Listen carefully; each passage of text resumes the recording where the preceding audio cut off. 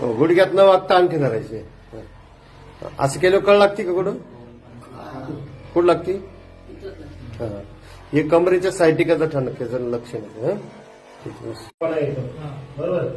कळकुड लागते तुम्हाला असं केलं कळकुड लागते.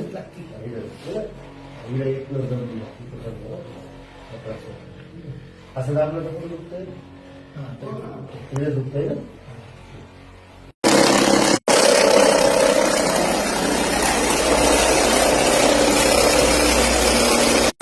आता येत आहे बसत.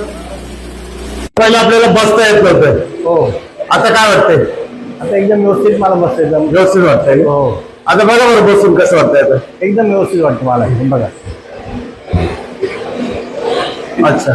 पहिले यायचं का असं बसतं? अजिबात नाही. मला वागता सुद्धा येत नव्हतं. असं वागताना पहिले कसं वागायचं बघा ते. वागताना एकदम असं असं करून तरी असं बसता येत नव्हतं. असं एवढं असं अर्धवट बसायचं. असं आणि असं पुढं गुडघ्यात वाकायचं होतं. नाही, पाय सरकून पडायचो कधी कधी. असं आता एकदम व्यवस्थित झालं मला. पहिले तुमचं आलं असं पुढे याच्यात वाद द्यायचा. हो.